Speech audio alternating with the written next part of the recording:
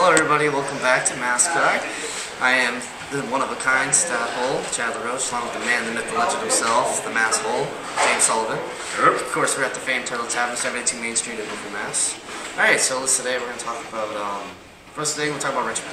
Richmond How was Richmond was the best racing I've seen so far this year. Agreed. It was great racing. My heart was pounding at the end of that. I didn't know who was going to, I was going for Boyer. Who were you going for? I was going for my boy, the 9 car, but he was nowhere to be found, really. I mean, Well, I meant Chase towards out. the end, the final four there, when it came down to Harvick, Logano, Boyer, and Truex. Oh, I was all Harvick. All Harvick. But, I mean, you picked... I did, you're right. You I picked did pick Truex last time we had one of these nice little videos we got going. And it was... That man knew exactly what he was doing coming out of turn 2 and turn 3 every single time. It wasn't him getting into it, it was getting out. And that's where he stumped everybody that was behind him. The best, like he said, not the best car one, but the best driver did. Yeah, It really did absolutely. show how great of a driver he was that night. I thought it was great to see those four come together. I think racing should be a lot more like that. I think the package there was great. I think everything was there great. Kyle Busch wasn't even a factor because he messed up in the pits. So it was great, you know. He messed up on the track too. I mean, he came out of turn 2 and turn 3 a couple of times, almost sideways.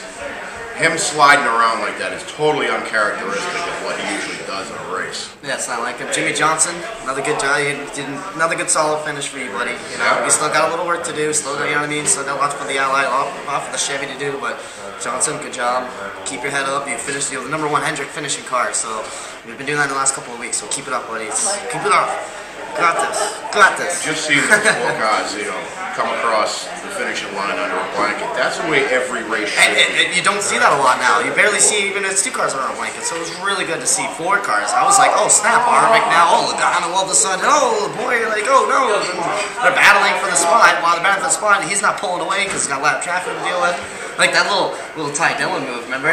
Yeah. Ty Dillon, they asked Ty Dillon to move over. He goes, not a chance. Nope. Nope. And you know what? I respect that, Ty Dillon. I respect that.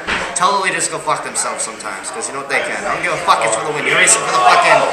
For what? You're on the tail of the lead lap, I'm pretty sure. So you're racing for yourself. So fuck him. Don't listen to them. Good for you, Ty Dillon. Right. Exactly.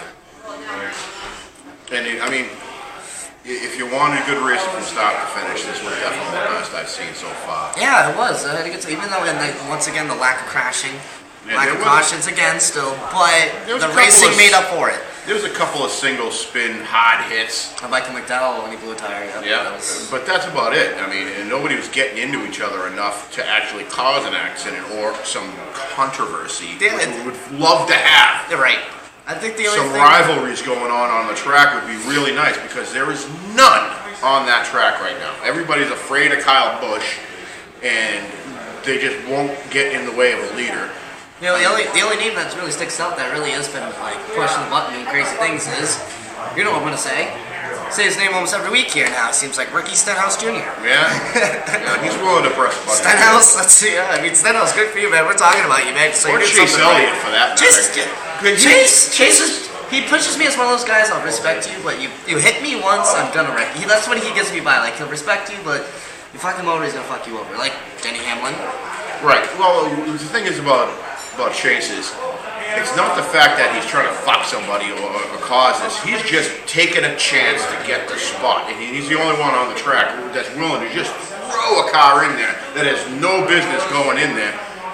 Oh, I disagree with that. Oh, Brad Keselowski is the #1 for that. Logano does the same thing. Actually, every car, Penske, even Blaney, all they Keselowski really. He didn't do that at all last race. He didn't do that at all. Keselowski, did you give him a chance to shove his car in? Whatever, he did it to Gordon back in Texas. You know, and Jimmy Johnson won that race. But still, this year I ain't seen it. Well, hey, this year I'm just not seeing it out of too many drivers. Yeah, everyone's kind of. Well, you know what I mean? That goes maybe back to the package. You know, maybe the gas, the brake. They're saying the acceleration is not as good as it was. So, your guess is good than mine. What's going on right now with this lap? And I mean, another thing we want to talk about it again. Lack of fans. Right. The lack of. And this is the type of stuff that. Why am I going to go to a race and just watch that? I'm going to spend my good hard-earned money and spend an entire day or a weekend, for that matter, going to see a race that's just going to be like, I talked to a gentleman. I don't think so. I talked to a gentleman who actually invited me to go to the Coca-Cola 600, which still I'm up in the air about. I might go, might not. We'll find out. I'll tune you in if I do. He told me, he goes, this is BS today. I go, what's wrong? He goes, they're shutting down some of the seats because they're not selling all of them. So he goes, where I'm sitting got affected. So where he said he ended up moving over to a whole different spot because they're shutting down sections because there's not enough people sitting. And I'm like, really? That's really sad to hear. Right. That really is. It was most evident at Martinsville with the Bristol. Yeah, Bristol. The two end sections completely empty. Come on, guys, that was Bristol, and you can't fill the place. Yeah, even though it was during the day, still. Hell, I mean, you tell me, hey, you want to go to Bristol? I'm in. No matter what, if it's day or night, it's a Bristol race. You know, and that's sad to see. And it's one of the funnest, exciting, short tracks we have. And to have that, I mean, it breaks your heart. It breaks your heart. Richmond blew them away. Richmond really did. The only controversy we had that night was what, the tires? The tires were going after at some point. That was about it. Yeah. They were blowing out beads. All right. Anything big that you want to talk about this week? Anything crazy that you saw during that week of Richmond that you just really kind of, grind your gears? Well, my NASCAR mangle is just going to be fan attendance. I mean, we were just talking about it. We're going to continue to talk about it for a minute. Because if nobody's there, nobody's watching. And you know what? I'm watching. I'd love to go, but money, I can't. And that's why, and with this reason, that's why we have this podcast, because we love NASCAR. We want to save, we want to make it better. That's why if you guys tune in and just give us a like, a thumbs up, subscribe to us. It helps us, and you care about now. You want the same thing we want. Just fucking racing to be better again. Right. Make NASCAR great again. Right? Come on now. And then I want to talk about what the hell is wrong with the Chevys. They are so bad. And they're just getting their doors and this is coming off years and years of just success and wins and championships. And if you weren't in a Chevy, then you were just racing for second with the Toyotas and Dodges or the Fords. You know what I mean? Now it's just Pontiacs at that time never couldn't do anything. It was. And now all of a sudden, Chevy's going, what? And Toyota's taking over everything. Toyota, it's Toyota this, Toyota that, Toyota this and that, JGR, this and that. I'm like.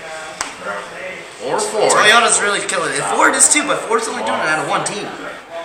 So it's like, and then it's just the Toyotas are good. I mean, you look back at guys like Matt DiBenedetto. I see him up there get top 5 and 10s. Then he's driving a Toyota, he's got Gibbs power. Yeah. So it's like, I look at guys like that, I'm like, wow. Dodge, there's something get back into racing. We'd love to see. We'd love to see a Dodge Charger out there. We really would. And I've listened to a couple of interviews state that NASCAR has talked to Dodge about getting it back into the sport. So there is talks, and they would love to have Dodge back. I'd love to see the Dodge Ram. I don't know if Dodge and Ram are totally different now. Whatever. Ram's the truck. Yes, yeah. I'd love to see the Dodge Ram back in the truck series. I'd love to see the Charger and the Challenger. That'd be great. Right. That'd be awesome to see them. You agree? And it'd be an American-made team again. Right. Another American-made. You know what I mean? Instead of getting Mercedes in there, I mean, God forbid that happens. This is not freaking Formula One. It's not, dude. I don't want it. No disrespect to McLaren and Formula and F1 and McLaren F1, Mercedes and whatever. Right. No disrespect to you guys, but you guys can keep your high technology and let the cars drive instead of the drivers drive over there. Okay, we'll take the real hard racing. You need to drive to do it, not let the car do everything with the little buttons they have in that controller. That's not fair. Exactly. Basically. So you guys can keep that. We'll race with the cars out wide, bumping and banging, things that are allowed. You can't do in Formula One. What do you want to talk about in your? What I want to talk about? What I feel about ranting right now? What I feel about ranting right now is the lack of consistency and quality in the racing and the rules itself. I'm tired of this is a different rule package. We're doing this. We're changing this. This is how this is. I'm sick of hearing this. You need to figure it out and find it out good. You need to figure out what is going to be happy with the fans, what's going to happen with the drivers. I'm going to tell you what. Sorry to hear you say it, but guess what? Crashing is what we watch it for as well. I'm a hardcore fan. I love the racing stuff, but guess what? Right. I love a good fucking crash. I love a good fucking pile up. What do you think of Daytona Talladega? You know what? I don't even care if Jimmy Johnson doesn't win this race Sunday. I care about just seeing the big one. I just want to see cars crash. I just want to see mangled. I'm sorry to say it. I just want to see mangled fucking sheet metal and tires and guys just. So I want to see someone go upside down. I'm going that far. I'm tired of it. I want to see cautions. I want to see wrecks. I want to see everyone actually go out there and just try. Instead of fucking whatever this package is, no one can pick up on the throttle, no one can gas or brake, you know, you're doing this, you're sitting in line. No, I'm tired of that. This Daytona race is going to either be really awesome or it's going to suck. What did I say, Daytona? Yeah. Sorry, if it's not as good, then I don't know. This race is going to be really good. This race is not going to be really good. You said you keyed on one thing. What the drivers want, what the fans want. NASCAR should not care what the drivers want. It's us that pay their bills. It's us fans watching every week that pay those bills. They should be concerned what we want, not what the drivers want. Because drivers are a bunch of whining pansies anyways. Every single one of them, lock, stock, and barrel. It's us that pay their bills. It's not that I just want to see crashes, guys. I want to see side by side bumping and banging, but I mean, the wreck is also done that on a restart when you know you got to go and you know you're bumping into someone out of the way because you got to the setup is the same. So you're going in the corner and you're not doing anything, and then the leader, the first two, the last 3 or 4 pull away.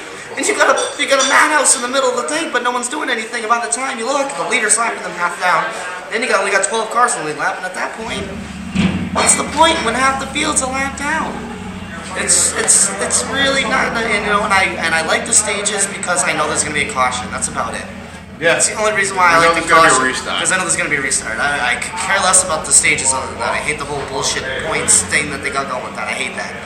But I like it because at least I'll see a caution. I'll be like, yeah, restart. Thank God. Maybe something will happen. Maybe a little shake-up. Oh my God. True. Whew. Yeah. Good now. That's my rant for the day on that. So, NASCAR, figure it out, seriously. But, like I said, our favorite track's coming up. Talladega. Our favorite track, and I am so excited for Talladega. Talladega, this is going to be... We got a lineup of racing. It's going to be awesome. Talladega. And it started with, what was that? The ARCA race. No, it started with the iRacing race. The simulator races I was talking about the other day. Yeah. NASCAR iRacing. I know he doesn't care about it, but those guys, that's where the future of the NASCAR is coming from. So you better start watching it. So anyway, I'm watching it, dude. It was awesome seeing the guys play the video games. I'm a huge NASCAR Heat 3, love it, big, huge fan of it. So I'm watching those guys racing with the simulator there. The guy that got spotted by JGT Racing won it, so that was pretty cool. Big one at the end. That was exciting. Now we got the ARCA race coming up next, which is really going to be exciting. I love watching the ARCA. That'll be Friday. Then Saturday, we go with the Xfinity boys going at it. They got nothing to lose. Hey, fuck, go out there and just wreck. That's what I tell them. And then Xfinity guys are usually, on these big tracks like this, the most exciting. Oh, absolutely. It's some of the best racing I've seen. The most destructive people on the big tracks are the Xfinity guys. And then we got big boys are racing. Monster Energy Cup on Sunday. The big boys, I can't wait. All right, tell me what you're looking forward to Sunday. I'm looking forward to just a nice pack race with a little bit of attitude and a lot of speed. I'm hoping to see a couple of wrecks. Hey, it's Talladega. Some of the best wrecks in history.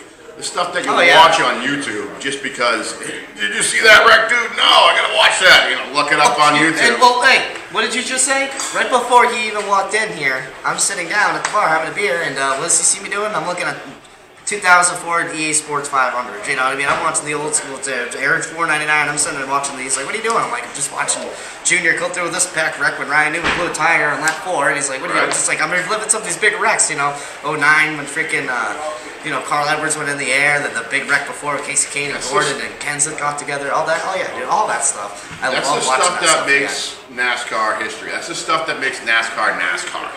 And that's the reason why we watch it, because of that shit. Not the winner's circle interviews. You know what happens when the winner's circle interviews come on? I turn the channel. And the reason why I do is because it's robotic. It's good car. Thank Gatorade, thank the sponsors, thank this, thank that. Monster Energy. Everyone's great. Not, you know, I went out there, man. I'll tell you what, that jerk freaking hit me in the number 2, so I passed him and this and that. He doesn't know what he's got. I'm still, I want to hear some raw, like, actual, like, emotions. that's how you feel, and you don't see that anymore. Why? Because you get fined. You get this, you get that, but it's just... With the amount of money these idiots are making, I'll take that fine any day. And it goes back I to... live in a one-bedroom apartment upstairs from a bar. Come on, give me a break. And you know something, you don't see... And I'm sorry, I haven't seen a real, true, colorful athlete I have seen since Dale Earnhardt. I really haven't seen that, you know what I mean? Kevin Harvick, you're another guy I will say that does have a lot of charisma. Kyle Busch, I will say you're another guy that does have a lot of charisma. Bad charisma, but charisma. But he does have it, yes. And other than that, though, I don't see a lot of drivers giving personalities out there. Like Kyle Busch, I'll give you respect, man. You're an asshole. But then again, next thing you know, you're out there signing you're surprising them in the morning, signing their flags and giving hats and shirts to your fans, which. That's pretty fucking cool, man. Like, well, he has to be nice to cool. his fans in order to keep them. Yeah, I mean, dude, there was one time he's driving on the highway and saw a girl with Kyle Busch. Mom had to reach out. He signed the hat and gave her back to her on the highway. I mean, I'm like, yo, that would be... If Jimmy Johnson did that, I'd be probably in heaven, but... You'd be in tears. Oh, yeah. Oh, yeah. If I met him, oh, yeah. But yeah, no, Talladega's going to be exciting. I'm really looking forward to it. I can't wait for it. I can't tell you who's going to win this race. I can't. I want to win this race. Yeah, who do you think is going to... Who's your favorite odds in the crapshoot to win the race? Forecast. Kevin Harvick? Yeah, I like Harvick. I mean, he's a drafting master just like half the other guys out there. But it's roll the dice, man. I'm going with Denny Hamlin, number 11 car. I think Gibbs and they're gonna just keep going. And I think my dark horse, the guy I think that no one's gonna think of win, the number 1 car, Kurt Busch. Kurt Busch. Yeah, I think Kurt Busch is gonna go out there and steal the show in that Ganassi car. I'm gonna really go with I don't know why, but Daniel Suarez. I was thinking him actually. I really was thinking about the 41. Kid's got enough attitude. Or even Matt DiBenedetto. I even like him, dude. Dude, did you see what he did down in Daytona? I see what he did. Like I said, I give you credit. I'm giving you credit again because I know you can fucking drive the car off that car, the wheels off that car. So do it again. Do it again, Matt. Come on, 95 team. I got to roll for you guys. you got my luck. Right at this point, we got a second round Stanley Cup playoff game going for the mighty Boston Bruins, which I am dying to get back to. My Penguins have been eliminated, so yeah, I guess I'm rooting for the other black and yellow now. So you have to do it. You have to do it. So we're gonna go watch that. It's on right now. Bruins are up 1-0 in the second period. So we're gonna sign off. Thank you guys again. Hope you enjoyed. Talk to you fucking Thursday. Sorry. Breaking another product.